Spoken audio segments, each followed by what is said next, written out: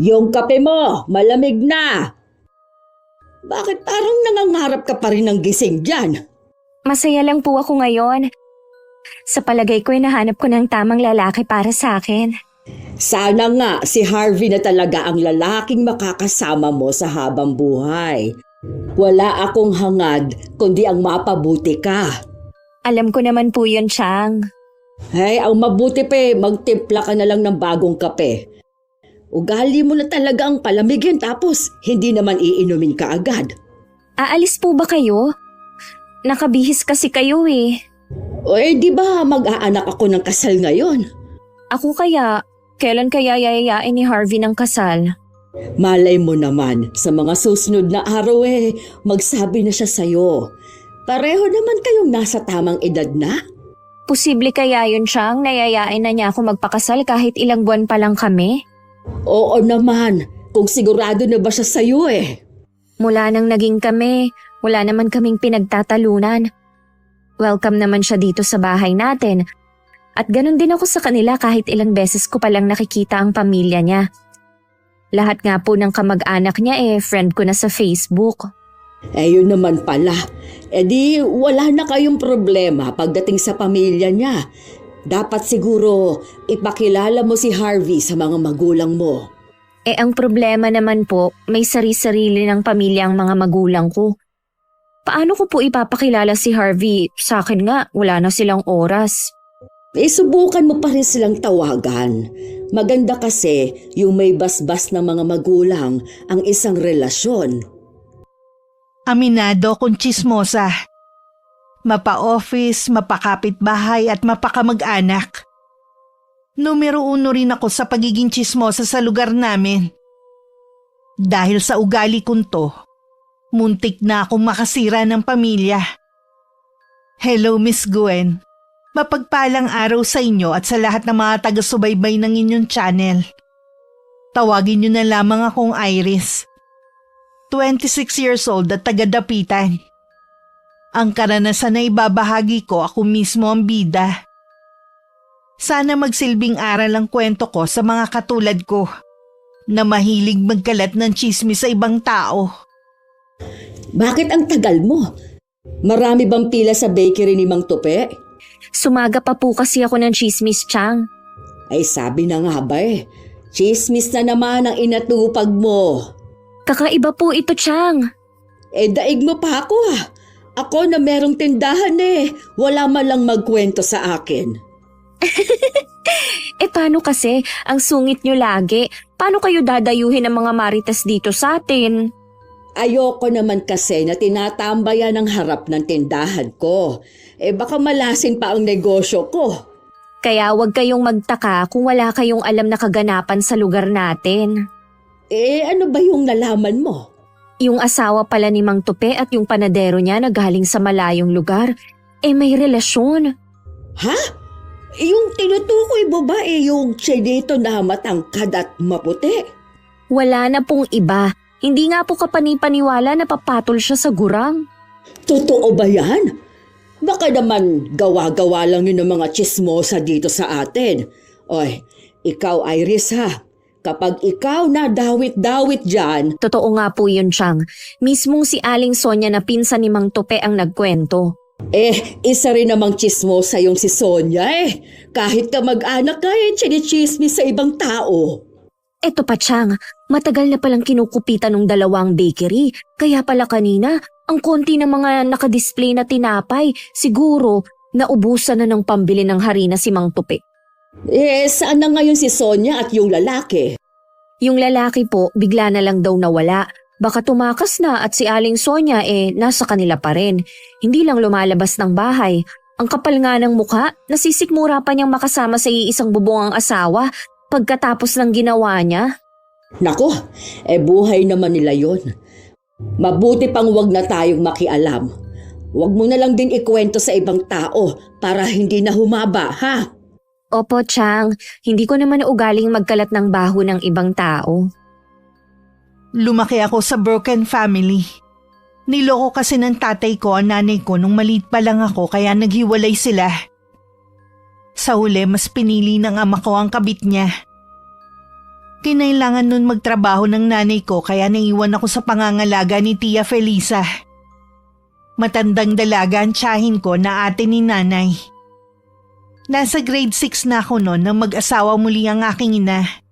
At tuluyan na akong pinaubaya sa tiyahin ko. Sa ngayon, maayos naman ang relasyon ko sa mga magulang ko kahit bihira ko lang silang makita at makasama. Pasensya ka na kung hindi tayo masyadong lumalabas ha. Busy lang kasi ako eh. Ayos lang yon, naiintindihan naman kita eh. Tapos may problema pa sa bahay. Anong problema? Wala yun. Usapang pamilya lang. Ganun ba? Ako nga din eh. Ang dami ko ring problema sa buhay pero tinatawanan ko na lang. Lilipas din kasi yan. Mabuti ka pa, tinatawanan lang ang problema. Hindi naman dapat kasi sineseryoso ang bagay na yan eh. Munti ko na makalimutan. Sa isang buwan na pala ang birthday ni Mama. Iniimbita ka niya. Huwag mong kakalimutan ha. Oo naman no. Ano bang gustong regalo ng mama mo? Kahit wala, ang importante naman nandun ka sa araw na yun. Bibili pa rin ako. Nakakahiya na wala man lang akong dala na kahit ano. Sige, ikaw ang bahala. Kahit na ano naman kay Mama, tatanggapin nun basta galing sa puso. Dapat ngayon pa lang pag-isipan ko na kung anong ireregalo ko. Gusto ko kasi na espesyal ang ibibigay ko. Baka naman hindi ka na makatulog niyan sa kakaisip. Grabe ka naman. Paano? Lumalalim na ang gabi.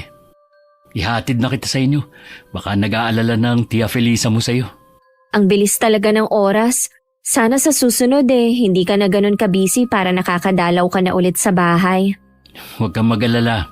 Sasabihin ko sa'yo kapag hindi na ako busy. Namimiss ko na rin kasi ang luto ng Tia Felisa mo eh. Aasahan ko yan Nitong mga nakaraang araw, madalas puro video call o chat lang kami ni Harvey bago matulog. May inaasikaso daw kasi siyang problema ng pamilya na hindi naman niya masabi-sabi sa akin. Minsan parang gusto ko na magtampo sa kanya. Dahil pakiramdam ko wala siyang tiwala sa akin. Pero sa huli, iniintindi ko na lang kaysa naman pagtalunan namin. Araw yun ng Sabado. Dapat magkikita kami pero kinansel niya. Kailangan daw niya kasing samahan ng mga magulang niya. Hindi naman niya sinagot ang tanong ko kung saan sila pupunta.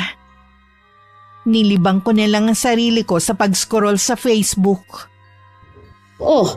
Akala ko ba lalabas kayo ni Harvey? Bakit hindi ka pa nag-aayos? Hindi na po tuloy. Bakit naman? May biglaan daw po kasing lakad ang mga magulang niya. Medyo malayo daw po. Kailangan daw niyang ipagmaneho sila. Medyo malabo na rin po kasi mga mata ng papa niya. Ganun ba? Huwag ka nang malungkot dyan. Alam mo, kapag malapit sa pamilya niya ang lalaki, ibig sabihin nun, maganda ang pagpapalaki sa kanya ng mga magulang. Oo nga po. Ang swerte nga ni Harvey sa pamilya niya. Nung nandun nga ako sa kanila, kulang na lang langgamin ng mga magulang niya sa sobrang sweet sa isa't isa. Tapos silang magkakapatid at mga pinsan niya, para lang magkakatropa kung magbiruan. Alam ko na naiinggit ka, pero balang araw naman magiging pamilya mo na rin sila o di swerte ka rin. Oo nga po sana magyayana ng kasal si Harvey. Gabi-gabi po yan ang lagi kong hinihiling. Huwag kang mainip. Patuloy ka lang magdasal para ibigay sa iyo ang matagal mo nang hinihiling. Ang magkaroon ng buong pamilya. Opo, Chang, hindi naman po ako nakakalimot na magdasal. Ano yon? Mukha pong meron nagkakagulo sa labas. Titignan ko lang po muna Nako Iris, huwag ka nang lumabas. Baka mamaya madamay ka pa. Baka armado ng patalim o barilang kung sino mang nag-aamok na yan. Hindi naman po ako lalapit. Kayo pong wag lalabas ng bahay. Hintayin niyo na lang ako. Iris! Bumalik ka nga dito! Huwag ka nang makialam sa gulo dyan! Ay, Diyos ko, pambihira talaga ang batang ito. Basta chismis, hindi pa huhuli. Ang pinagmulan ng gulo ay ang pagtatalo ni Aling Sonia at anak ni Mang Tupe. Naggalit daw ang binata. dahil narinig nito ang ginagawang pagkakalat ng tiyahin sa nangyari sa pamilya nila. Nagdilim daw ang paningin nito at nahagip ang itak, kaya nagawa nitong habulin ng tiyahin. Hindi ko maiwasang kilabutan habang nakikinig sa kapitbahay namin. Nakatulad ko rin na mahilig sa tsismis. Nang lumabas ako kanina, nagpupulasan ng mga tao. Kung saan-saang direksyon sila nagtatakbuhan. Sa taranta ko, imbis na sa bahay namin tumakbo, sa kapitbahay ako napasuot. Ikaw nga ha, kapag ganong nagkakagulo sa labas ng bahay huwag ka nang lumabas. Paano kung nadamay ka? Sige nga.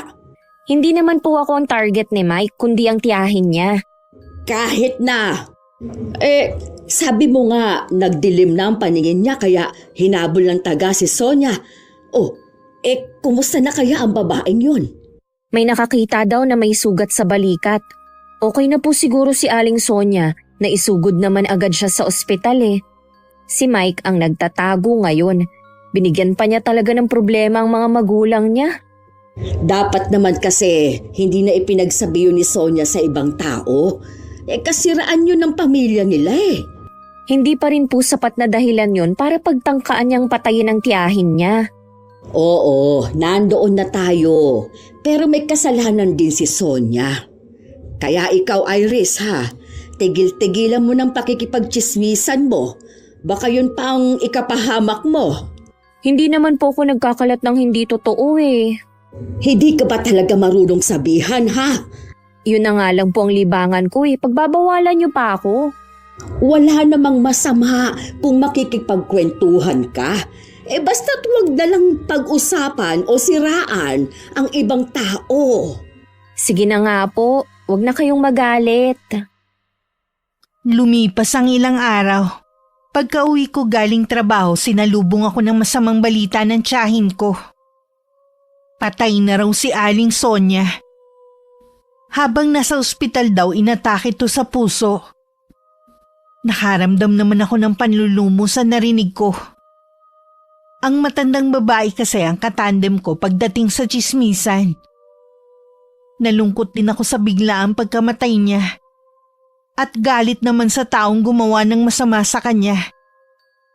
Sa burol, nasa isang sulok lang ako at nakikinig sa usapan ng mga naroon. Hati ang opinyon ng mga tao. Ang ilan si Mike ang sinisisi dahil nagpadala raw sa galit. Ang iba naman si Aling Sonia. Karma na raw ito sa ginang dahil sa pagiging tsismosa. Nakakalungkot ang burol ni Aling Sonia. Wala kasing gaanong tao. Akala ko pa naman marami siyang kaibigan dahil malapit siya sa mga taga rito. Kaya lang naman siya malapit sa mga taga rito dahil may iba siyang intensyon. Ang makasagap ng chismis. Hindi mo ba alam na maraming galit sa kanya? Talaga po? Nako, hindi naman na nakakapagtaka pa yon dahil marami na siyang sinira ng mga buhay. Yung nangyari naman po sa pamilya ni Mang Tupi, mismong asawa niya ang sumira. Kaya hindi ko maiintindihan kung bakit gumanti siya sa tiyahin niya. Ayan tuloy, wanted siya. Ang punto kasi doon, kahit totoo, sana inilihim na lang niya. Hindi yung ipinagkalat pa sa ibang tao. Wala na rin naman po tayong magagawa. Patay na si Aling Sonia. Hindi na maibabalik ang nakaraan. Nasayang tuloy ang buhay niya sa walang katuturang bagay. Hindi man lang nga nagpunta si Mang Tupi sa burol ng kapatid. Ano bang klaseng kuya siya? May dahilan naman din si Tupi. Hayaan mo na nga lang sila. Huwag mo na lang yun pakialaman. Chang, hindi po ba kayo pupunta sa burol ni Aling Sonia? Sa huling araw na lang siguro. Hindi rin kasi maganda ang pakiramdam ko Para kasi akong lalagnatin. Pansin ko nga po na matamlay kayo. Dapat siguro nagpapahinga na lang muna kayo. Huwag na muna kayo magbukas ng tindahan nyo. Kung aalagaan kong sakit ko, baka lalo lang akong manghina. Tsaka madalas naman na nakaupo lang ako. Kayo lang din ang inaalala ko Kaya ko naman ang sarili ko. Huwag mo na akong alalahanin pa. Normal lang sa tao ang nagkakasakit kung minsan. Pagkatapos ng libing ni Aling Sonia, wala na kami naging balita kay Mike. Hindi na rin pinag-usapan ng nangyaring insidente. Hindi ko alam kung takot lang ang mga tao o sadyang baliwala lang sa kanila ang nangyari sa ginang. Kalaunan kahit ako panaka-naka na lang na sumasagi sa isip man nangyari. Minsan habang magkasama kami ni Harvey nabanggit ko ang tungkol kay Aling Sonia at ang masaklap na naging kamatayan nito. Akala ko makikisimpatya siya pero hindi ko inaasahang yun ang magiging reaksyon niya. Chismosa naman pala eh. Tama lang ang nangyari sa kanya. Doon ako kay Mike. Grabe ka naman magsalita. Mabait naman si Aling Sonia eh. Kawawa nga yung mga naulila niya. Bakit? Hindi ba mabait yung Mike? Mabait naman. Kaya lang, dapat hindi niya yun ginawa sa tiyahin niya. Tapos na naman eh. Magsilbing aral na lang sana sa mga chismosa na manahimik na lang kaysa magkalat ng chismis. Bakit parang naiinis ka? Paano naman kasi? Minsan na nga lang tayo magkita. Buhay pa ng iba ang topic natin. Pasensya ka na, akala ko kasi magiging interesado ka. Naging malapit din kasi sa akin si Aling Sonia. Sa totoo lang, wala akong pakialam sa buhay ng iba. Maliban sa pamilya ko at ilang malalapit sa akin. Di pag-usapan na lang natin ang birthday ng mama mo. Di ba sa linggo na yon? Nakabili na pala ako ng regalo sa kanya. Ay, baka nga pala hindi kita masundo sa araw na yun ha. Ayos lang ba na pumunta ka na lang? Oo naman, kaya ko naman pumunta mag-isa eh. Marami ba kayong mga bisita? Mga kamag-anak lang at mga malalapit na kaibigan. Siguro kahit yung mga nasa malayo yung kamag-anak ay pupunta din. Inimbita nga sila ng mama. Hindi ko lang alam kung makakapunta sila. Medyo malayo din kasi kung saan sila nakatira eh. Nalulula nga ako sa laki ng pamilya ninyo eh. Di katulad namin ni Chang, dadalawa na lang kaming magkapamilya. Kung meron man kaming kamag-anak, iilan na lang din at nasa malayo din nakatira. Ay, siya nga pala. Huwag mo nga palang babanggitin sa iba naming kamag-anak kapag nakakwentuhan mo sila sa linggo na lumaki ka sa broken family, ha? Bakit naman? Hindi mo naman kasi kailangan pa ikwento sa kanilang talambuhay mo. Sige, sinabi mo eh. Kahit ilang araw pa bago dumating ang birthday ng mama ni Harvey, excited na akong pumili ng damit na isusuot ko. Nasa isip ko kasi kailangan maganda ako ng araw na yun para magustuhan ako ng iba pang kamag-anak ng boyfriend ko. Kailangan maganda ang una nilang impresyon sa akin. Nang makita nga ni Tia Felisa ang ginagawa kong pagsusukat ng mga damit na bala kong suotin sa araw na yun, napapailing na lang siya. Uy, para namang ikaw ang may birthday at hindi ang mama ni Harvey. Ilang araw ka ng aligaga sa pagpili ng susuotin. Kailangan po kasi maganda ako sa araw na yon para magustuhan ako ng ibang kamag-anak ni Harvey. Pakiharapan mo lang sila ng maayos, sapat na yun. Si Harvey naman kasi ang pakikisamahan mo balang araw. Alam ko naman po yun eh. Sa gagawin kong pakikiharap sa kanila, sigurado na mapapalapit agad sila sa akin. Baka naman hindi ka na niyan makatulog ha. Tsaka simplehan mo lang ang susuotin mo. Mahirap kung mas angat ka sa mama ni Harvey sa birthday niya ha. Si Chang talaga, excited lang po ako. Sumama kaya kayo? Naku, hindi na. Hindi naman ako inimbita ni Harvey eh. Alam naman po niya na kayo na ang itinuturing kong ina. Kaya inaasahan na niya na lagi ko kayong kasama. Wag na. Tsaka na lang ako sasama kung siya mismo ang nag-imbita. Medyo kabado din po kasi ako eh. Oh, bakit naman? Hindi naman pamamanhi ka ng pupuntahan mo kundi birthday. Malaki po kasi ang angkan nila Harvey. Sigurado na marami ang bisita. Basta ikaw ha, rendahan mo muna yung pagiging matabil mo. Sabi nga po ni Harvey pala sa akin, huwag ko daw mababanggit sa kamag-anak niya na laki ako sa broken family. Ano po kaya ang ibig niyang sabihin dun? Yang kasing mga bagay na yan, hindi mo na kailangan pang ipagsabi maliban na lang siguro kung may magtatanong. Hindi kaya ikinakahiya ako ni Harvey? Hindi naman siguro. Ikaw talaga, kung ano-ano yung lumalabas sa bibig mo. Basta sumunod ka na lang sa kanya para hindi ka magkaproblema. Inalis ko na sa utak ko ang lahat ng pagdududa. Ako lang naman ang maaapektuhan kung sakali kapag naging negatibo ako. Itinuloy ko na lang ang pagpili ng damit na isusuot ko sa araw na yon. Pulang bestida ang napili ko. Siguradong matutuwa sa akin si Harvey. Dahil alam niyang pinaghandaan ko talaga ang pagdalo sa birthday ng mama niya. Araw ng linggo. Kahit may kamahalan ng taxi, yun na lang ang sinakyan ko papunta sa bahay ni na Harvey. Pagdating ko marami ng bisita. Kakaiba ang tingin na ibinibigay nila sa akin pagpasok ko pa lang sa may gate. Agad ko nakita si Tita Sandra na mama ni Harvey. Binati ko siya at ibinigay agad ng regalo.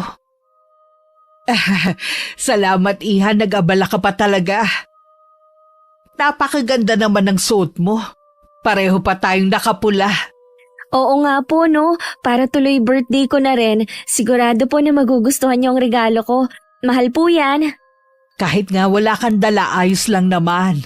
Ang importante nakapunta ka. Ayan na pala ang anak ko eh. Nandito ka na pala.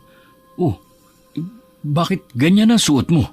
Alam ko na nagandahan ka rin sa suot ko. Pinaghandaan ko talaga ang okasyon na to. Halata nga eh. Dalawa lang kayo ni Mama na nakapula rito. Para tuloy dalawa kayo may birthday. Yun nga ang sabi ko kay Tita Sandra eh. Ang mabuti pa Harvey, samahan mo na si Iris sa lamesa para makakain na siya. Ikaw na rin magpakilala sa kanya sa mga kamag-anak natin na bagong dating. Sige po Ma. Halika na. Mamaya na lang po tayo magkwentuhan, Tita. Bago pa kami makarating sa mahabang lamesa kung saan naroon ang mga pagkain, ipinakilala muna ako ni Harvey sa mga bisita. Lahat naman sila mainit ang pagtanggap sa akin. Hindi ko alam kung lahat sila mga kamag-anak ni Harvey. Pagkatapos kumuha ng pagkain, iginiyan ako ni Harvey sa isang mesa na malayo sa karamihan. Habang kumakain, nahagip ng paningin ko na lumabas ng bahay ang isa kong kakilala na taga sa amin. Napatingin din siya sa direksyon namin. At bahagya siyang ngumiti kaya alam kong nakilala din niya ako. Kilala niyo pala si Neri? Kaibigan siya ng kapatid kong bunso. Kilala mo rin pala siya? Talaga? Ngayon ko lang nalaman. Sa iisang barangay lang kasi kami nakatira eh. Anak siya ng kapitan namin. Tingnan mo nga naman. Dito pa kayo magkikita. Sana pala nagsabay na lang kayo sa pagpunta rito. Malabo yung sinasabi mo. Hindi naman kami magkaibigan eh. Hindi nga kami nag-uusap kahit nagkakasalubong kami sa daan.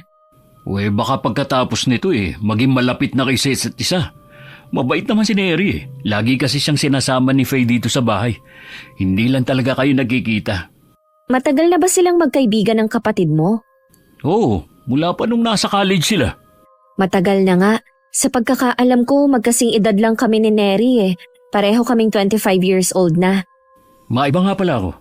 Bakit mo naman naisipang magpula? Di ba paborito kong pula? Tsaka espesyal ang araw na to. Kaya naman gusto kong maging maganda. Napag-usapan kasi sa GC ng pamilya na walang magpupula sa mga bisita. Hindi mo naman kasi sinabi eh. Malay ko ba naman na yan din pala ang susuot mo? Akala ko pa naman magugustuhan mo ang damit ko.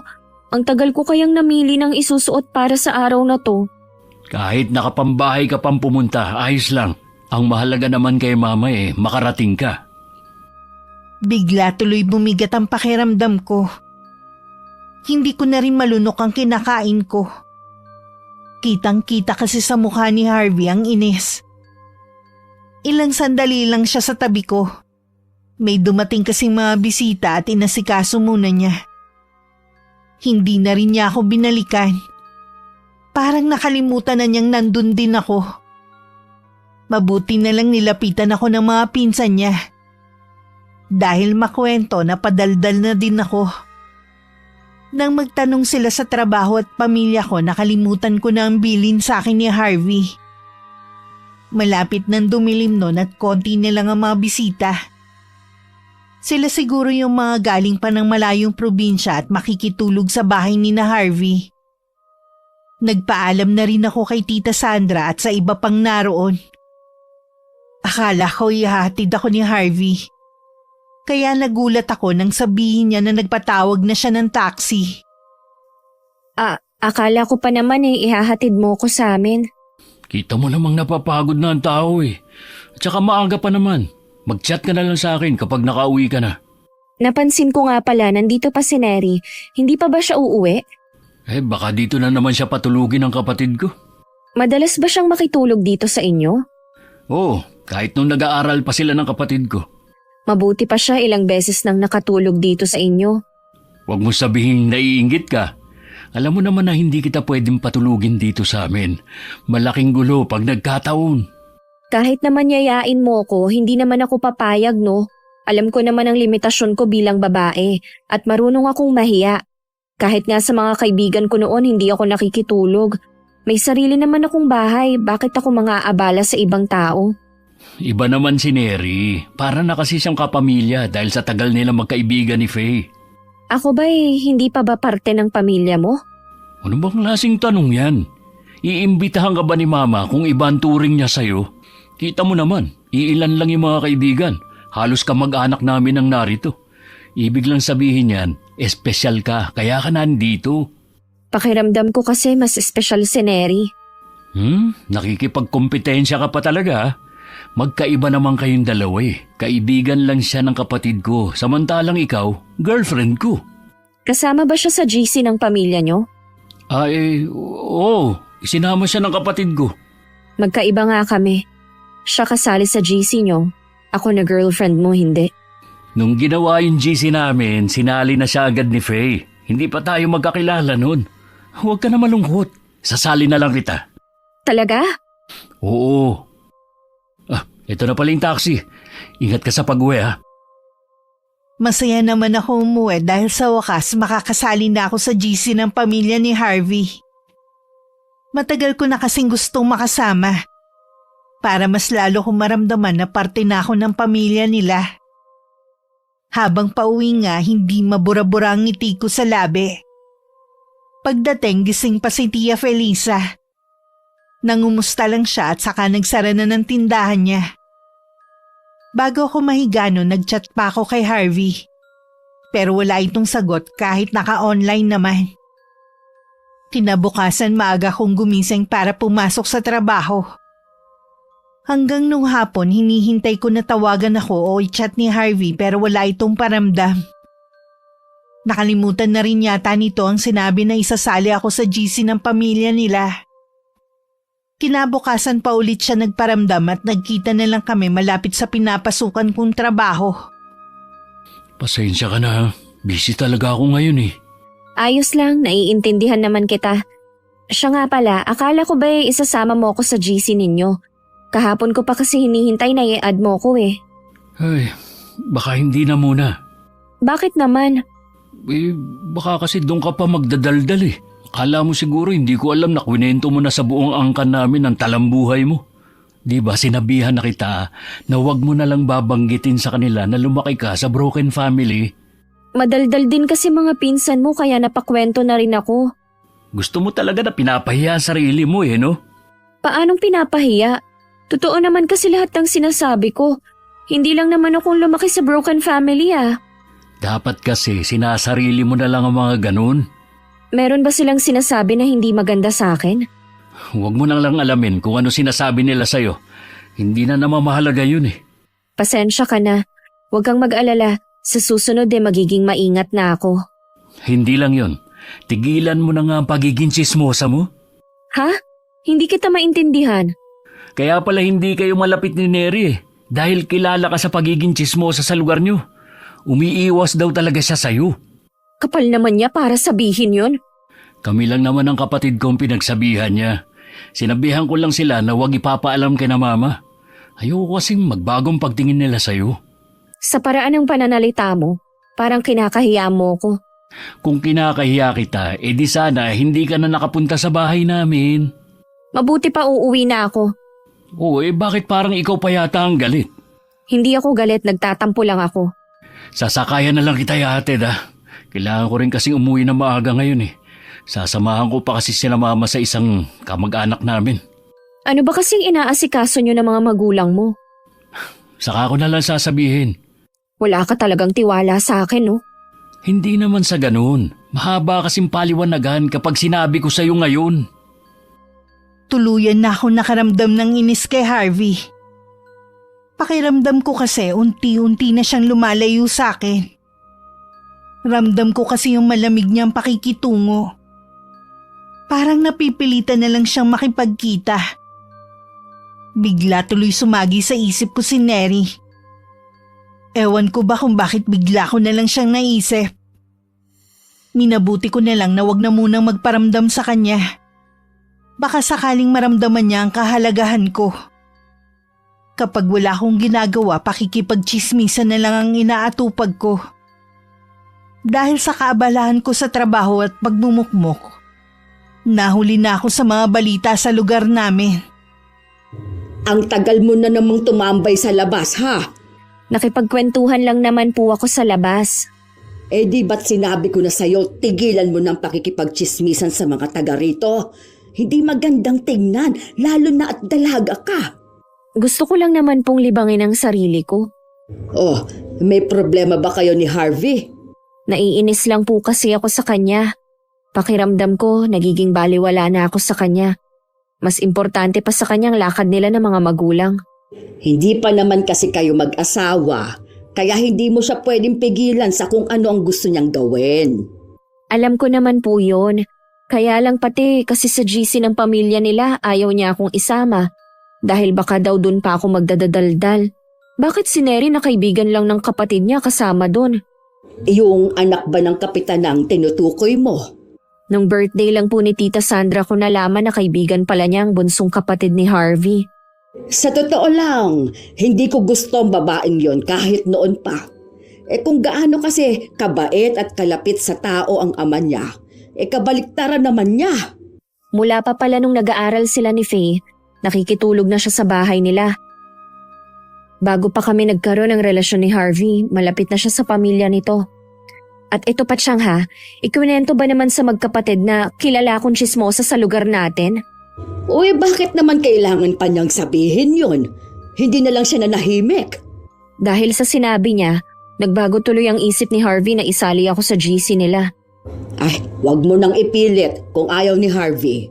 Baka ikaw pang malagay sa alanganin sa bandang huli. Hindi na nga po eh. Pero masama ang loob mo. Hindi ko po kasi maiwasan. Naiintindihan ko naman ang nararamdaman mo. Dapat siguro wag mong ibigay ang buo mong pagmamahal kay Harvey. Magtira ka rin ng kaunti para sa sarili mo. Kung sakali man na hindi kayo ang magkatuluyan, makakabangon ka kaagad. Sa tingin niyo po kaya, Chang, tuluyan na kaming magkakalabuan ni Harvey? Hindi naman siguro. Sana lang dumalaw ulit siya dito katulad nung dati. Ayoko na po siyang pilitin. Lagi naman niya kasing sinasabi na busy siya. Kung ganyan lagi ang sinasabi niya, mag-isip-isip ka na. Kahit sa isip lang, hindi ko matanggap na maghihiwalay kami ni Harvey. Parang dinudurog na agad ang puso ko. Ilang araw pa akong wala sa mood noon. Pero hindi ko naman hinayaan na maapektuhan ang trabaho ko.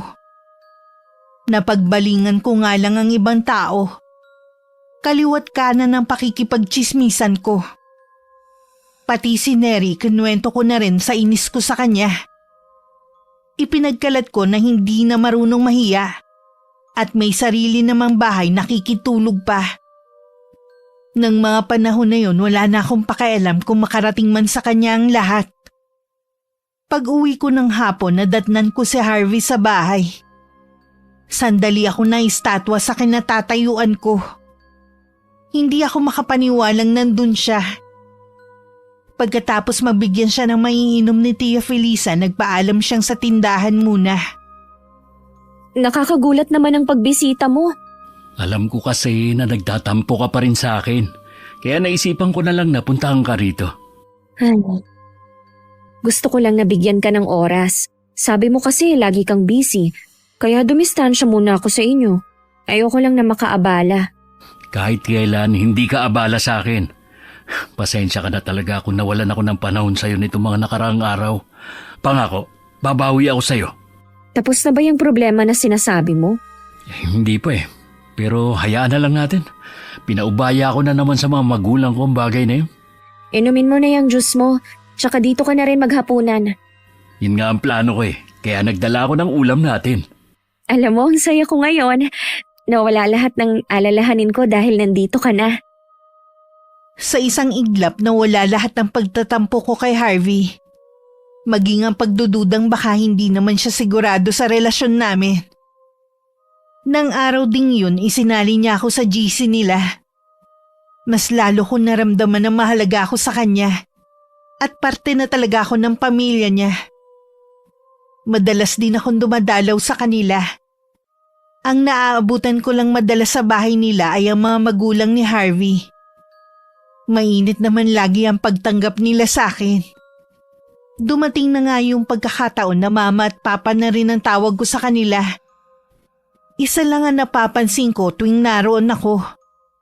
May lihim na kausap palagi ang ama ni Harvey. Baka nagkakamali ka lang. Baka kaibigan o di kaya katrabaho lang yung kausap niya. Bakit kailangan niyang lumayo na para bang ayaw niyang may makarinig sa kanya?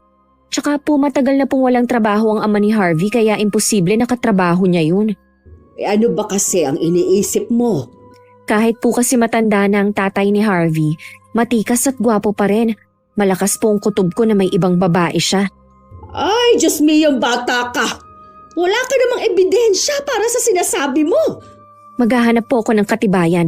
Iba po talaga ang kutob ko, Chang. Paano kung mali ka?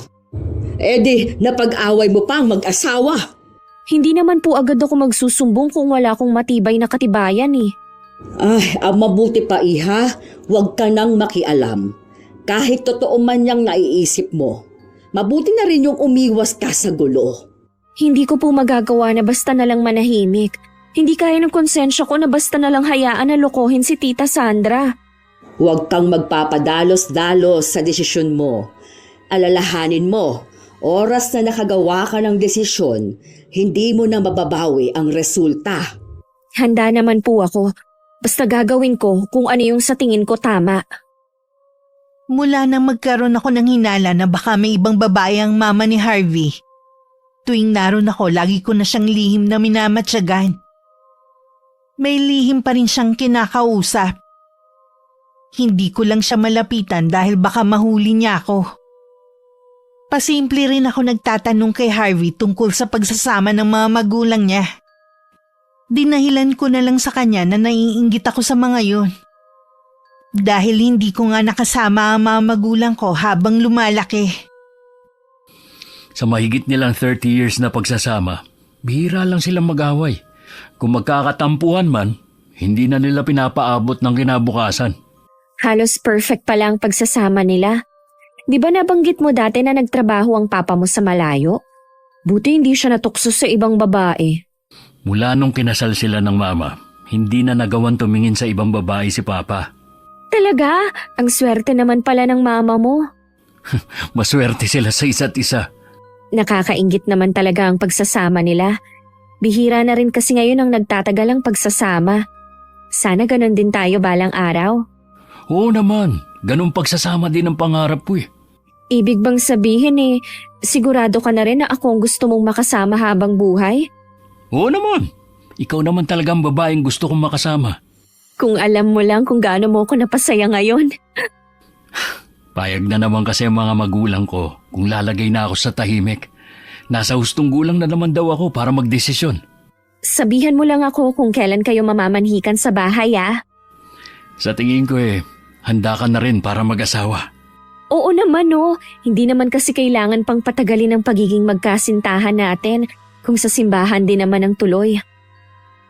Yun na ang pinakamasayang sandali sa buhay ko. Para kung araw-araw nasa alapaap. Nawala rin sandali sa isip ko ang tungkol sa ama ni Harvey. Na baka meron itong ibang babaeng kinalolokohan. Masaya naman ang tiyahin ko nang ibalita ko ang plano namin ni Harvey. Sa sobrang saya ako pa mismo nagbalita sa GC nila. Lahat naman sila natuwa at binati ako maliban kay Faye at Neri. Isa pa sa napansin ko parang umiiwas na sa akin ang kapatid ni Harvey mula pa ng araw ng birthday ng nanay nila. Babaliwalain ko na lang sana yun pero minsan na naroon ako sa kanila, inirapan ako ng kapatid niya. Huwag mo na lang siyang pansinin. Minsan kasi may pagkaisip bata pa rin siya kahit na magkaedad kayo. Hindi kaya na-e-impluensyahan siya ni Neri? O bakit naman nasali si Neri sa usapan? Hindi mo kilala ang babaeng yun. Akala mo lang mabait pero mata pobre at suplada yun sa lugar namin. Kung gano'n na ugali niya, wala na tayong pakialam. Iba-iba naman na ugali ng tao eh. Hindi pwede na wala tayong pakialam. Baka mamaya maging kaugali na niya si Faye. Nasa kapatid ko na yun kung magpapadala siya sa kaibigan niya. Baka pagsisihan ninyo kapag hinayaan nyo na lumalim pa ang pagkakaibigan nila. Ikaw nga, pag-aralan mo na huwag makisawsaw sa problema ng ibang tao. Magiging parte ka na ng pamilya namin eh. Ayoko na may masabi sila sa'yo. Si Neri nga sinabi sa'yong tungkol sa akin eh. Hindi naman yun lumabas pa sa aming tatlo dahil gusto kitang protektahan. Tama lang naman ang ginawa mo, girlfriend mo ko eh. Kaya nga, sana lang baguhin mo na yung ugali mo. Lalo na yung pagkachismosa mo. Sa totoo lang, hindi ko nagustuhan ang ginawa mong announcement sa GC na plano na nating magpakasal. Wala pang ang petsa ng pamamanhigan eh. O bakit? Totoo naman, di ba? Oo nga, pero sana tinanong mo muna ako, hindi yung padalos-dalos ka. Huwag mo sabihin na nagdadalawang isip ka pa. Hindi yun. Ang sa akin lang, sana hinintay mo muna ako. Gusto ko kasi lahat ng desisyon na may kinalaman sa atin, ipapaalam mo muna sa akin. Okay, sige, pasensya ka na kung hindi ko na nasabi sa'yo. Excited na kasi ako na ibalita sa iba mong kapamilya. Nakakapagod naman kasi kung iisa-isahin ko pa sila nasabihan kaya sa GC ko na lang sinabi. Dalawa nga lang ang hindi bumati sa akin eh, yung kapatid mo at si Neri. Hayaan mo sila kung hindi bumati. Hindi naman sila magsasama kundi tayo.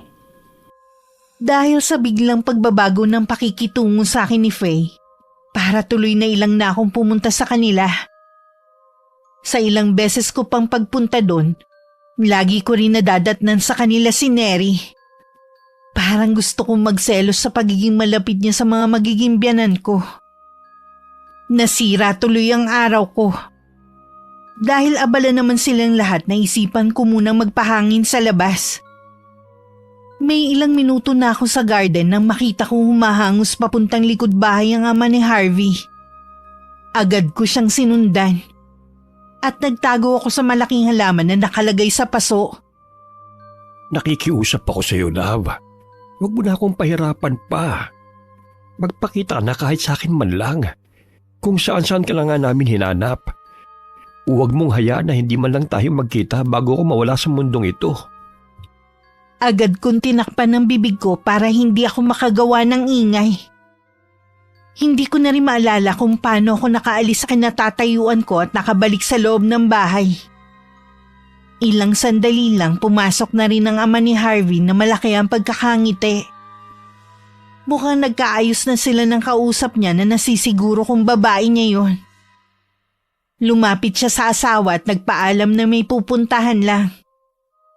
Gusto ko sanang sabihin kay Tita Sandra na wag itong payagan pero itinikom ko na lang ang bibig ko at tumalikod sa direksyon nila. Hindi ko kasi matagalan na nakikita kong paglalambingan ng mag-asawa dahil alam kong may kabit si Tito Allen. Dahil sa biglang pagsama ng timpla ko, nagpaalam na rin ako kay na Harvey. Nahagip naman ng paningin ko ang ngiti sa labi ni Neri na natutuwa dahil aalis na ako.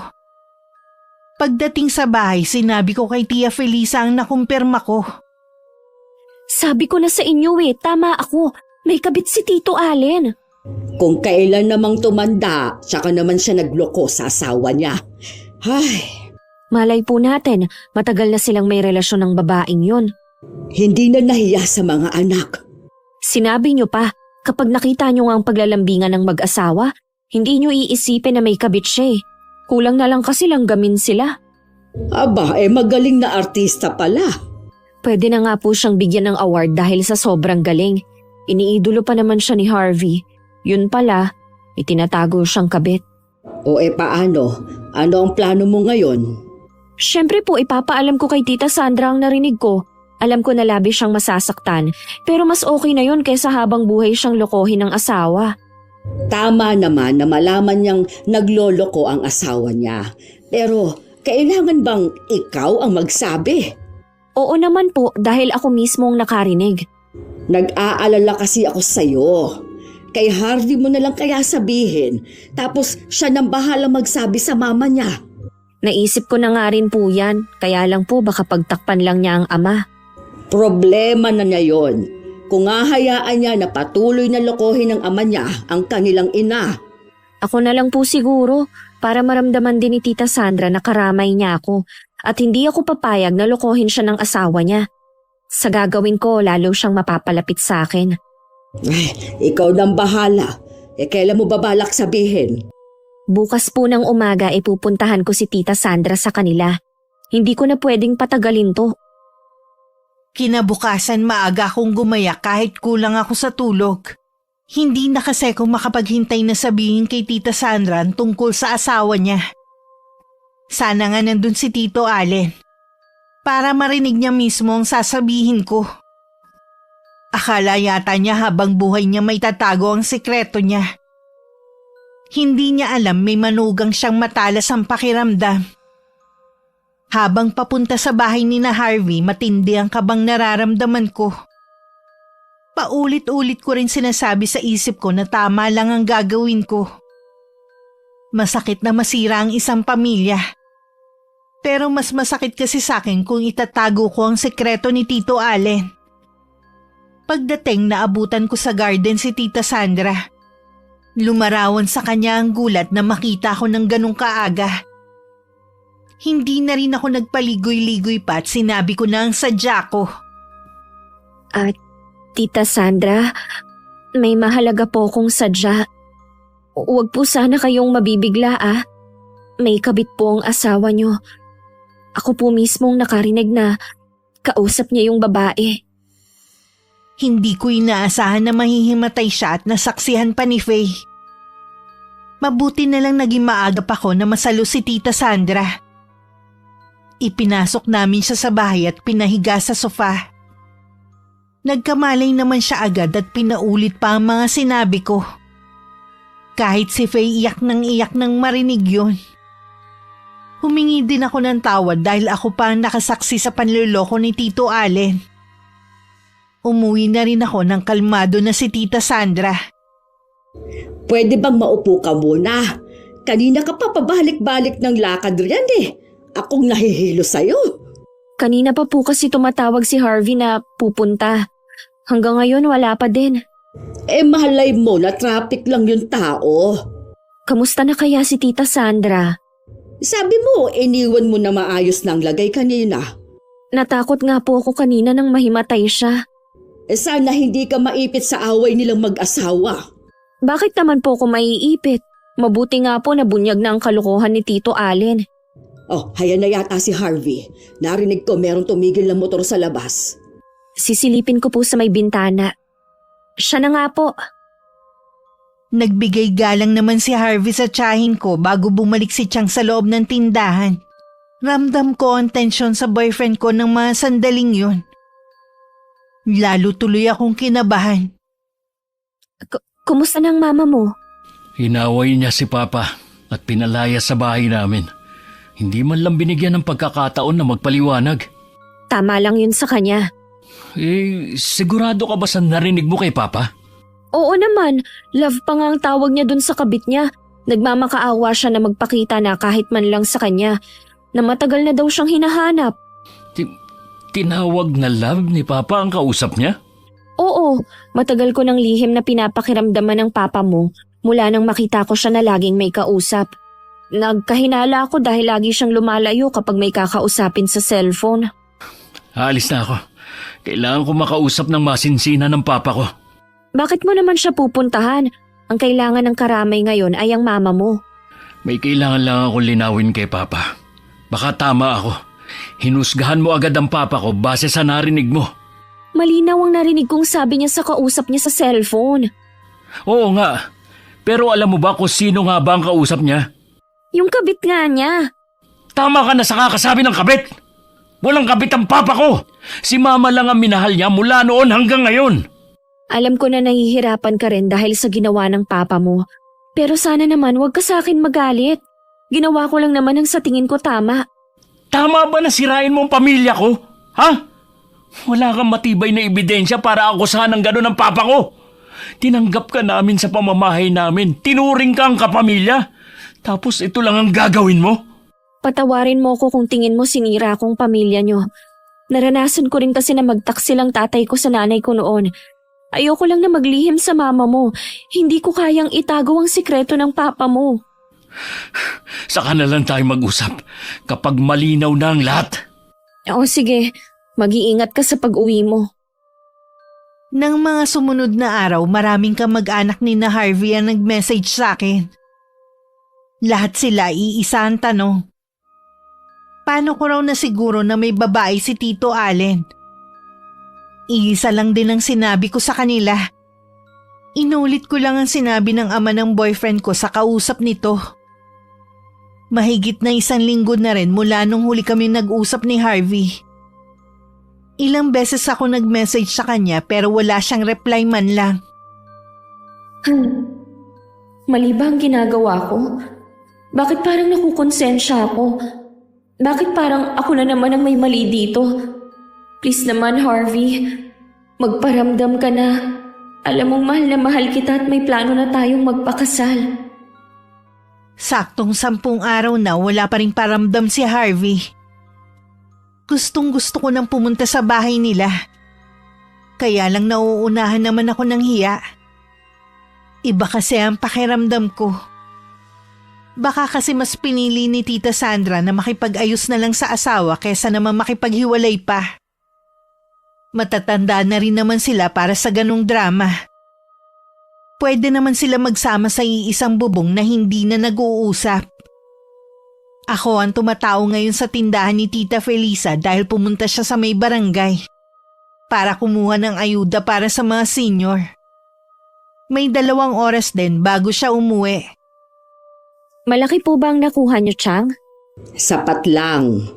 Mukhang napagod po kayo ah. Sandali lang po, ikukuha ko kayo ng tubig. Salamat, Iha. Kailangan ko nga yan. Kanina pa nga ako nauuhaw. Bakit nga po pala ang tagal nyo? Heto na po ang tubig nyo. Salamat, Iha. Gusto nyo pa po ba? Hindi na, Iha. Tama na to. Tumawag na ba si Harvey sa'yo? Hindi pa nga po eh. Gusto ko na ngang pumunta sa kanila eh, kaya lang nahihiya naman ako. Tama lang na hindi ka pumunta sa kanila. Baka kung ano lang ang magawa nila sa'yo. Ano pong ibig niyong sabihin? Nakausap ko kanina si Neri, kaya natagalan ako umuwi. Ano pong sinabi sa inyo ng babaeng yon? Nag-outing pala ang buong pamilya ni Harvey at kasama siya. Hindi man lang ipinaalam sa iyo ng boyfriend mo. Ano pa po ba ang sinabi niya sa inyo? Ang sabi niya, hindi ka na mapapatawad ni Harvey dahil sa ginawa mo. Muntik mo na raw masira ang pagsasama ng mga magulang nito dahil sa chismis na ginawa mo. Anong chismis ang sinasabi niya? Totoo ang sinabi ko at hindi ko lang gawa-gawa. Hindi kaya nagkamali ka lang sa narinig mo? Pati ba naman kayo, Chang, pinagdududahan ako? Iba kasi ang ipinapahiwatig ni Neri kanina. Para bang sigurado siya na ikaw ang mali. Tsaka, bakit mo naman kailangang sabihin pa sa iba nilang kamag-anak? Nagtatanong po kasi sila kaya sinagot ko lang. Ay, sana makipag-usap na sa iyo si Harvey para malinawan ka na rin. Kung hindi pa rin po siya magpapakita bukas, ako na mismo ang pupunta sa bahay nila. Nung gabi nag-message ako kay Harvey na kung hindi pa siya makikipagkita sa akin, pupuntahan ko na siya bukas sa kanila. Hating gabi na siya sumagot. Siya na lang daw ang pupunta sa bahay. Kinabukasan pinilit kong maging masigla at positibo kahit nababalot na matinding pangamba ang puso ko. Bago man ang halian, dumating si Harvey. Inalok ko siya ng kahit ano pero tumanggi siya. Hindi rin niya ako matingnan ng diretso. Nang tangkain ko siyang lapitan, umiwas siya sa akin. Para akong may sakit na nakakahawa sa paraan ng pag-iwas niya. Nang mga oras na yun para kaming estranghero sa isa't isa. Makalipas ang ilang sandaling katahimikan, ako na rin mismo ang bumasag. Totoo ba ang sinabi ni Neri na nag-outing kayo? Oo, pagkatapos ng mga nangyari, kailangan namin yon para makapag-relax. Harvey, hindi ko ginusto na makasira ng pamilya, pero sana maintindihan mo na hindi ko rin magagawang manahimik na lang habang niloloko ng papa mo si Tita Sandra. Hindi nagloko si Papa. Wala siyang kabit. Dapat kasi, inalam mo muna bago mo kinausap ang mama ko. O di kaya, ako muna ang kinausap mo. Hindi ko maintindihan. Hayaan mong ipaintindi ko sa'yo. Yung babaeng laging kausap ni Papa na narinig mo na tinawag niyang love ay si Ate Lovely. 2 taon na siyang hindi nagpapakita sa amin. Siya ang dahilan kung bakit sinasamahan ko mga magulang ko para hanapin siya. Wala ka naman kasing nababanggit tungkol sa kanya. Ang alam ko lang 3 kayong magkakapatid. Galit siya kay Mama dahil siya ang dahilan kung bakit naghiwalay sila ng boyfriend niya. Tama lang naman natutulan ni Mama dahil oportunista ang lalaking yon. Ayaw niya makipag-usap kay Mama kaya kay Papa lang siya nakikipag-usap. Kaya akala mo laging patagong makipag-usap ang Papa dahil ayaw ngang ipaalam ni Ate Lovely sa amin na nakikipag-usap na siya rito. Sorry Harvey, hindi ko alam. Patawarin niyo ako. Pupuntahan ko si Tita Sandra para humingi ng tawad sa kanya. Hindi na kailangan. Hindi ka rin naman mapapatawad ni Mama dahil sa ginawa mo. Paano tayo? Nung muntik mo nang sirain ang pamilya namin, doon na rin nagtapos ang relasyon natin. Alam na rin nila ang pagiging tsismosa mo. Ayaw ka nila maging parte ng pamilya namin. Sino nagsabi sa kanila? Si Neri ba? Sana naman ipinagtanggol mo ko sa kanila gaya ng ginagawa mo dati. Bakit ko namang gagawin yun hindi ka naman magbabago? Paano ang mga plano natin? Hindi ka ba nakakaintindi? Wala na tayo! Hindi ko kaya, Harvey, na mawala ka sa akin. Mahal na mahal kita. Huwag mo kong hawakan. Lumayo ka sa akin. Bakit ba parang nandidiri ka na sa akin? Marami pang sinabi si Neri sa pagkatao mo. Pati siya, naging biktima ng paninira mo. Pasalamat ka na nga lang dahil hindi ka niya inireklamo. Hindi niya sinamantala ang pagiging kapitan ng ama niya. Hindi mo kilala si Neri. Masama ang ugali niya. Nagbabait-baitan lang siya sa harap niyo. Kahit magtanong ka pa sa mga taga rito kung anong tunay niyang kulay, malalaman mo ang totoo. Tama na! Hindi ka ba talaga titigil? Ha? Maniwala ka naman sa akin, Harvey. Tama ang mga magulang ko. Bibigyan mo lang kami ng kahihiyan kapag pinakasalan kita. Baka maraming relasyon na masira ng dahil sa'yo.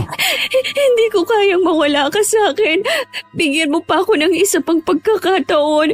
Pangako, magbabago na talaga ako. Sana noon pa, nung wala ka pang nasasaktan.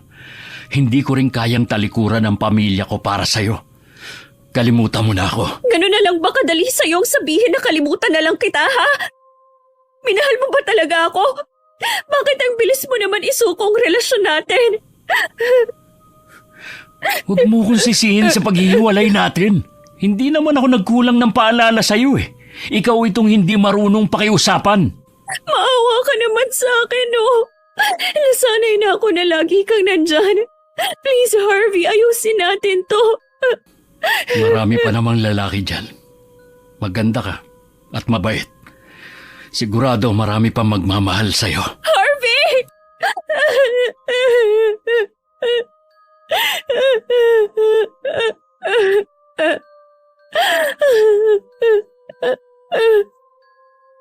Naiwan akong sugatan at lugmok sa kalungkutan dahil sa pag-iwan sa akin ni Harvey. Nagagalit din ako sa sarili ko dahil alam kong kasalanan ko lahat ng nangyari. Sapat na ba yun para iwan niya ako? Paulit-ulit na tanong ko sa sarili ko. Akma sana akong lalabas para habulin siya pero may kamay na pumigil sa akin. Nang lumingon ako, ang tigmak sa luha ng mukha ni Tia Felisa ang bumungad sa akin. Umiiling-iling pa siya. Napayakap na lang ako sa kanya ng mahigpit habang tumatangis. Walang araw na hindi ako umiiyak. Tinangka ko rin tawagan si Harvey pero blinak na niya ako kahit sa Facebook. Tinadtad din ako ng mga chat ng mga kaanak niya. Ako ang sinisisi nila sa muntikan ng paghihiwalay ng mag-asawa. Sobra na ako nagsisisi. Kung pwede ko lang sanang ibalik ang nakaraan. Kumain na tayo. Ipinagluto kita ng paborito mong ulam na sinigang na baboy. Mauna na po kayo, Chang. Hindi pa po ako nagugutom. Paanong hindi ka pa nagugutom? Kanina ka pa walang kain at kung kumain man, kakaunti lang. Ay, kung lagi kang ganyan, baka magkasakit ka na. Mabuti nga po yun eh. Para mamatay na ako. Ano bang klaseng katwiran yan, ha? Dahil sa lalaking yon, gusto mo nang mamatay? Hindi mo man lang ako naiisip. Ako na buong buhay na kasama mo, hindi mo man lang binibigyan ng halaga. Kapag nawala ka, o sino nang makakasama ko? Ipagpapalit mo ako sa lalaking 1 taon mo palang nakakasama. Ganun ba ako kasama, Chang, para iwan ni Harvey? Pinagsisisihan ko na naman ang ginawa ko eh. Kalimutan mo na siya. Hindi ka rin magiging maligaya sa piling niya dahil tumatak na sa mga isipan nila ang ginawa mo. Hindi ko po talaga kaya. Si Harvey lang ang minahal ko. Sa kanya lang ako nagtiwala at nagmahal. Noon pa, sinabi ko sa kanya na takot ako magmahal dahil sa mga magulang ko. Pero nangako siya na hindi ako sasaktan. Bakit iniwan pa rin niya ako?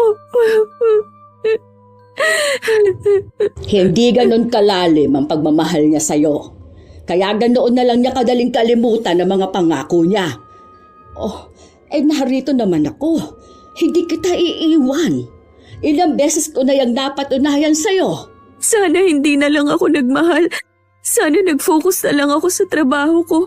Hindi sana ako nagdurusa ng ganito ngayon. Malalampasan mo rin ang pagsubok na yan sa buhay mo. Wala na po akong nakikitang liwanag ng pag-asa. Huwag kang magsalita ng ganyan. Habang nabubuhay tayo, laging may pag-asa. Siguro po, nasa akin ang problema kaya iniwan ako ng mga magulang ko. Tapos ngayon si Harvey naman. Hindi siguro ako karapat-dapat na mahalin. May darating na para sa iyo, iha. Maghintay ka lang ng tamang panahon. Pakiramdam ko araw-araw ako nalulunod sa matinding kalungkutan dahil sa paghihiwalay namin ni Harvey. Nang hindi na ako makatiis mula sa trabaho hanggang sa bahay nila. Lagi ako nakasunod na parang stalker.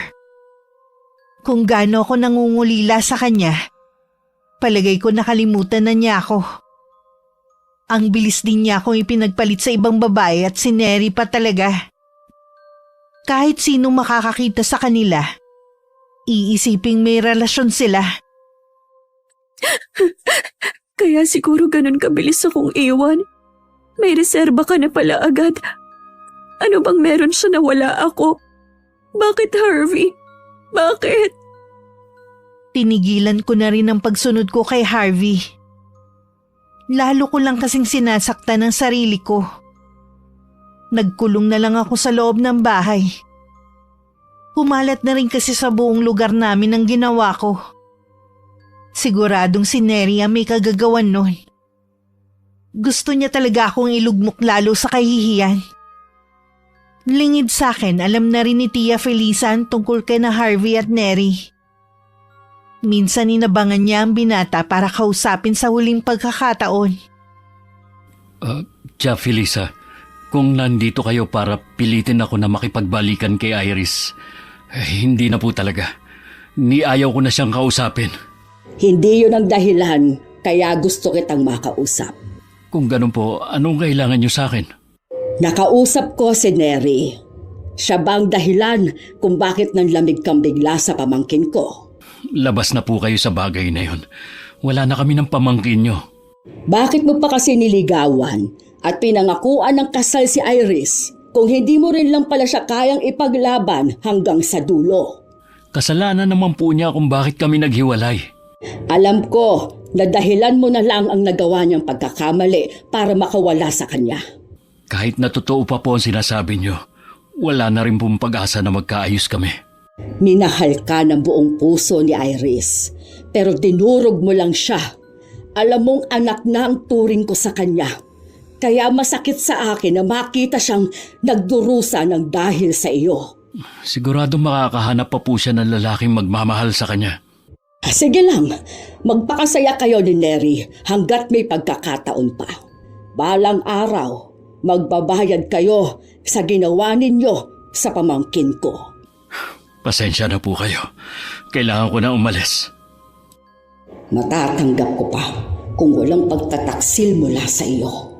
Pero kayo pa ni Iris, ibinaling mo ng mga mata mo sa babaeng yon. Umamin mismo si Neri sa tiyahin ko sa pamamagitan ng paghipnotismo niya rito. Matagal na palang natatabangan si Harvey sa akin. Mula nang sabihin ni Neri na isa akong tsismosa sa lugar namin. Marami pa siyang kasiraan na sinabi sa akin para tuluyan ng lamig sa akin ng dati kong boyfriend. Hindi ko lang alam nung mga panahon na yun kung bakit kailangan niya pa akong yayain magpakasal. Gayong yun na pala ang nararamdaman niya. Saan po kayo galing, Chang? May kinausap lang ako. Sino naman po? Sina Harvey at Neri. Alam ko na sila na kahit noong kayo pa ni Harvey.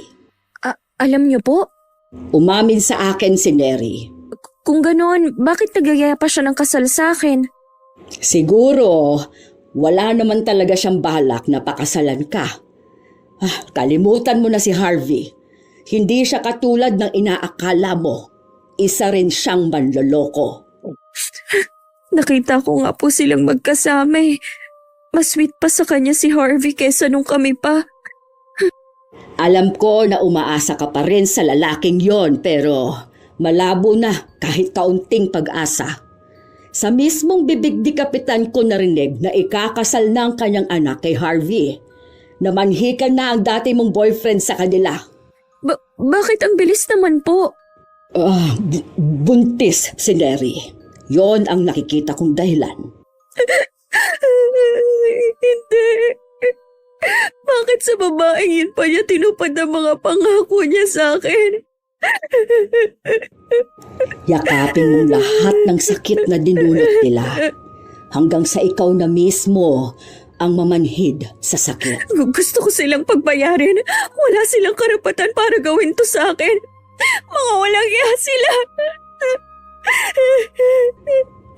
Ipaubaya mo na sa akin ang lahat, Iha. At ako mismong magpaparusa sa kanila. Kahit alam kong sasaktan ko lang lalo ang sarili ko, pinuntahan ko pa rin si Harvey sa bahay nila. Hindi ako pinapasok ni Tita Sandra sa loob. Kaya naghintay na lang ako sa labas ng gate. Gusto ko sanang humingi ng sorry sa ginang. Kaya lang biglang umurong ang dila ko dahil sa nakita kong galit sa mga mata niya. May ilang minuto na ako naghihintay pero hindi pa rin lumalabas si Harvey. Hindi ko alam kung kakausapin pa ba niya ako. Pinagtitinginan na rin ako ng mga tao. Kilala kasi nila ako dahil nakikita na nila ako doon. Parang gusto ko na lang lumubog sa kinatatayuan ko dahil sa hiya. Ilang sandali pa lumabas na rin si Harvey. Anong ginagawa mo rito? May gusto lang akong malaman. Totoo ba na ikakasal na kayo ni Neri? Namanhi ka na daw kayo. Oo, Iris. Ikakasal na kami sa 1 buwan. Ang bilis naman. Siguro dahil buntis na siya. Obvious naman na nabuong bata na yon na tayo pa. Paano mo nalamang buntis si Neri? Kami lang dalawa nakakaalam nun ah. Hindi na mahalaga kung paano ko nalaman. Oo nga pala. Munti ko na makalimutan. Isa ka nga palang tsismosa. Bilib na talaga ako sa'yo. Kahit yata yung pinakaiingatang sikreto ng isang tao, malalaman mo. Sinaktan mo na ako. Hindi mo na ako kailangang insultuhin pa. Bakit ka masasaktan? Totoo naman, di ba? Aminado naman ako sa bagay na yan. At labis ko na yung pinagsisisihan. Ang hindi ko lang maintindihan, May relasyon na pala kayo ni Neri noon, pero niyaya mo pa ako na magpakasal. Wala naman talaga akong balak na ituloy yun. Humahanap lang ako ng tiyempo kung paano makikipagkala sa'yo. Matagal mo na pala akong ginagawang tanga. Matagal nang inirereto ng kapatid ko si Neri. Aminin ko na hindi ko siya gusto nung una. Pero mas gusto siya ng mga magulang ko kesa sa'yo. Inayawan ka na nila nung pang birthday ni Mama. Pinakikisamahan ka lang nila dahil sa akin. Pamilya pala kayo ng mga plastic. Napaniwala niyo ako na parte na ako ng pamilya niyo. Ayaw naman ng mga magulang ko ng manugang na tsismosa at mula sa broken family. Sana naman maintindihan mo yon. At sana naman huwag ka nang pupunta rito. Bigyan mo naman ng kahihiyan ng sarili mo. Huwag mo na rin kaming guguluhin. Huwag kang mag-alala. Ito na ang huling beses na makikipag-usap ako sa'yo. Binabati ko kayo ni Neri sa nalalapit niyong kasal. Habang naglalakad ako, napatingala ako sa langit. Napapatanong na lang ako na ganun ba ako kasama para parusahan ng ganun katindi. Isa lang naman ang hangad ko sa buhay. Ang magkaroon ng sariling pamilya na hindi ko naranasan. Pagdating sa bahay, nagkulong lang ako sa silid ko. Hanggang sa sumapit ang araw ng kasal ng dalawa, hindi ako lumalabas. Sigurado kasing ako ang topic ng mga tsismosa sa lugar namin. Hanggang isang araw para ako nagising sa katotohanan. Kailangan pa pala ako ni Tia Felisa. Hindi ko pa natutupad ang pangako ko sa kanya. Anong ginagawa mo, Iha? Inaayos ko po ang mga requirements ko. Gusto ko po kasing mag-apply ng trabaho. Sigurado naman po kasi na hindi na ako tatanggapin sa dati kong pinapasukan. Bigla ba naman akong hindi na nagpakita eh. Kaya mo na ba ulit magtrabaho? Oo naman po. Naalala ko, hindi ko pa pala na ibabalik ang lahat ng kabutihan niyo sa akin. Minahal kita na parang tunay kong anak. Hindi ako naniningil sa lahat ng mga ginawa ko sa'yo. Kahit na po, gusto ko pa rin ibalik. Sige, ikaw ang bahala. Saan mo naman ba balak mag-apply? Kahit saan po, basta gusto ko ulit maging abala. Ayoko nang magbukmuk dito sa bahay. Nakausap ko nga pala ang inay mo. Nabanggit ko sa kanya ang lahat ng mga pinagdaanan mo. Tanungin daw kita kung gusto mong magbakasyon sa kanya. Ngayon pa ba siya magpapakaina sa akin? Kung kailan malaki na ako? Gusto lang makatulong ng nanay mo sa'yo. Pakisabi na lang po na mas gusto ko lang dito kasama niyo. Alam ko, makakarating din ito sa'yo kapag lumabas ka ng bahay. Kaya ako na lang ang magsasabi sa'yo. Ano po yon? Dito sa lugar natin tumira yung dalawa. Nakapisan po ba sila sa bahay ni Kapitan? Hindi, Iha. Nabili nila ang bahay na malapit dito sa atin. Ang tinutukoy niyo po bang bahay yung ibinibenta ng anak ni Mang Rex? Ayun na nga. Hindi pa sila nakontento sa ginawa nila sa akin. Gusto pa nilang makita ang paghihirap ko kaya binili nila ang bahay malapit dito sa atin. Ayoko rin na nasa malapit sila dahil parang iniinsulto ka nila. Ngayon nila ako subukan. Matitikman nila ang galit ko. Matagal na nilang naani ang galit ko. Hintayin nila ang pinakamatinding karma sa buhay nila. Ano pong ibig niyong sabihin, Chang? Sa palagay mo kaya, palalampasin ko ang ginawa nila sa'yo? Huwag niyo pong sabihin na… Oo, Iha. Ginamit ko nga sa kanila ang kaalaman ko sa kulam. Pero Chang, buntis po si Neri. Kilala mo ako, Iris. Kapag gumanti ako, wala akong pakialam sa kalagayan ng isang tao. Buntis man siya o may kapansanan. Namnamin nila ang lupit ng aking paghihigante. Bakit ba ako maaawa sa sanggol na yon? Anak naman nila yon sa pagkakasala sa akin. Bahala na po kayo, Chang. Basta gagawin ko lang ang gusto ko. Wala na akong pakialam sa kanila. 1 linggo pa lang nakahanap na ako agad ng trabaho. Sa karir lang yata ako swerte at malas naman sa pag-ibig. Nagpapasalamat pa rin ako dahil malaking biyaya yun para sa akin. Napag-isip-isip ko ring tuluyan ng isara ang puso ko at ituon na lang ang buong oras ko sa trabaho. Dahil sa pagkasubsob ko sa trabaho, hindi ko na alam ang nangyayari sa paligid ko. Tanging si Tia Felisa na lang ang nagkukwento sa akin. Alam mo ba na nakunan si Neri? Isinugod siya sa ospital kahapon ng umaga. Ang sanggol na yon ang nagbayad sa kasalanan nila. Gumawa na lang ulit sila. Ganoon pa rin ang mangyayari. Ibig niyo pong sabihin, isinumpa niyo na kahit kailan hindi sila magkakaanak? Oo, iha. Kahit pinakamagaling na doktor, hindi siya mapapagaling. Eh kay Harvey po, anong mangyayari sa kanya? Malalaman mo rin, iha.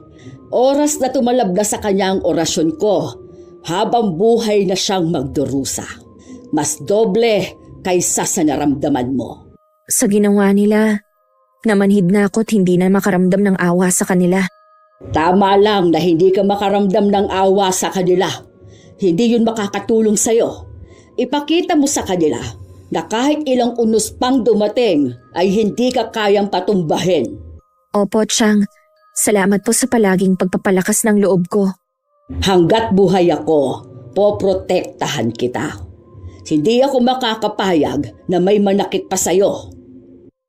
Bata pa lang ako, alam kong may alam sa karunungang itim si Tia Felisa.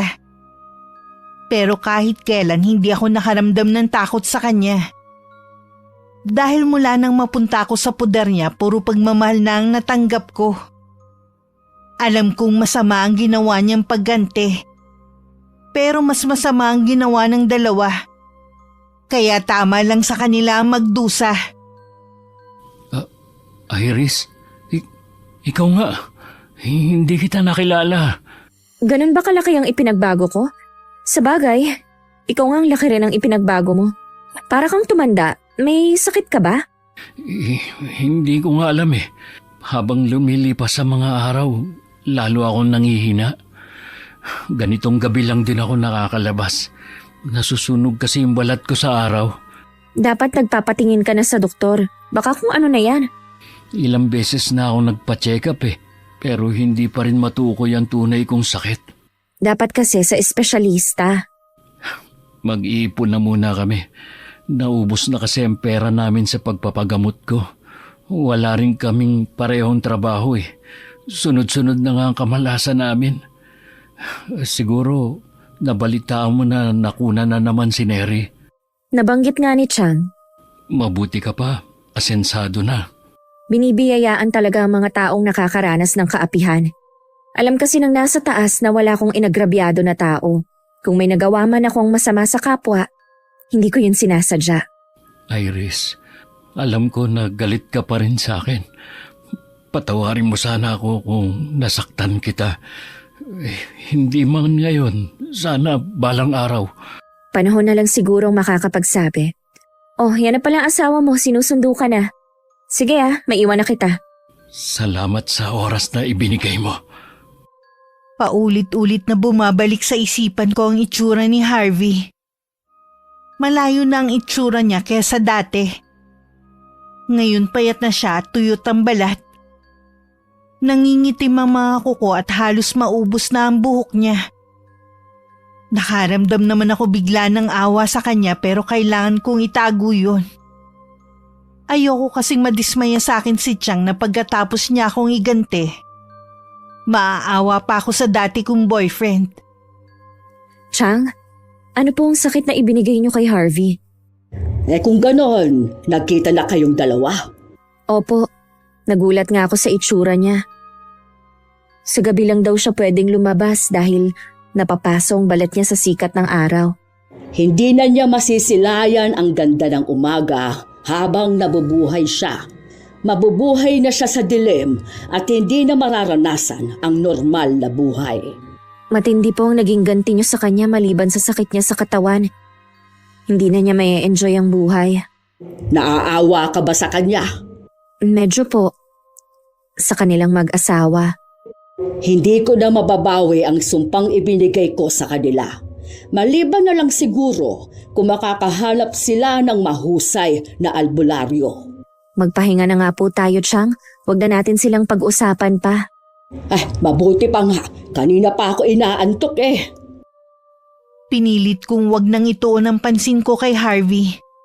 Mas nag-focus ako lalo sa trabaho. Iniwasan ko na lang ding lumabas ng gabi para hindi kami magkita. Sa puso ko napatawad ko na sila. Pero hindi ko na mababago ang kanilang kapalaran. Isang gabi nakatatapos lang namin maghapunan ni Chang nang biglang dumating si Harvey. Mas lalo pang bumagsak ang katawan niya. Kita na ang buto sa leeg at humpak na rin ang mga pisngi. May mga sugat din ng balat niya na parang napaso. Kung hindi ako nagkakamali ng tingin, inuuod na rin ang mga sugat niya. Anong ginagawa mo dito? Gusto ko lang po kayo makausap. Kayo lang po kasi ang naiisip kong pwedeng gumawa nito. Kayo lang kasi ang may matinding galit sa akin. Diretsahin mo na kami, iho, kung anong ibig mong sabihin. Alam ko pong may kumukulam sa akin. Kung kayo man po ang nasa likod ng nangyayari sa akin, nagmamakaawa po ako. Bawiin niyo na po yung sumpa sa akin. Hindi ko alam ang sinasabi mo. Pangako po, hindi ko sasabihin kahit kanino sikreto niyo. Bukal ba sa kalooban mo ang paghingi ng tawad at pagbabago? Opo, Tia Felisa. Nagsisisi na ako sa nagawa ko kay Iris. Hindi ko na mababawi pa ang sumpa, iho. Tapos na yon, maigawad. Gusto ko po na bumalik sa dating normal kong buhay. Hindi ka tulad ngayon. Daig ko pa ang halimaw na sa gabi lang pwedeng lumabas. Humanap ka ng magaling na albularyo. Tanging yun lamang ang babali sa sumpa. Hindi po ako galit sa inyo. Kahit nalaman ko na po ang totoo. Tama lang sa amin to ni Neri para maisip namin ang mga mali naming nagawa. Oras ang kalaban ninyo. Kaya kung ako sa inyo, bilisan ninyo ang paghahanap. Opo, sige po. Aalis na ako. Totoo po kaya ang mga sinabi niya? Sa kabila ng naaawa ka sa kanya, naroon pa rin ang pagdududa mo kung nagsasabi ba ng totoo si Harvey. Mas sa inyo po ako nag-aalala. Ayoko lang na may makaalam sa lihim ninyo, lalo na umamin kayo sa kanya. Galing sa puso ang paghingi niya ng tawad. Sana nga lang, makahanap sila ng magaling na albularyo na pwedeng makabali ng sumpa. Sana magawa rin akong mapatawad ng ating Panginoon sa napakalaking kasalanang nagawa ko. Alam ko po na napatawad na kayo ng Diyos. Alam niya na kaya niyo lang nagawa yun dahil sa pagmamahal niyo sa akin. Tao lang din kayo na nagkakasala at nagsisisi sa huli. Mula nang manggaling sa bahay si Harvey, wala na kami naging balita sa kanilang mag-asawa. Hindi na rin ako nag-abala pang alamin sa ibang tao ang nangyari sa kanila. Ang importante sa akin, tahimik at masaya na kami ni Tia Felisa. Pinagbigyan ko rin siya na dalawin ng aking ina sa probinsya, kung saan siya nakatira kasama ng bago niyang pamilya. Sa muli naming pagkikita ni inay, wala na ni katiting na galit sa puso ko dahil sa pag-iwan niya sa akin noon. Walang mahirap sa pagpapatawad. Basta nasa puso natin ng Diyos. Lahat ng galit sigurado na maglalaho. Maraming salamat, Miss Gwen. Hanggang dito na lang ang aking sulat. Umaasa akong isa sa mga araw na to mapapakinggan ko rin ang kwento ng sarili kong karanasan. Payo ko rin sa mga katulad ko na mahilig sa chismis. Ito na lang sa mas pakipakinabang ang oras.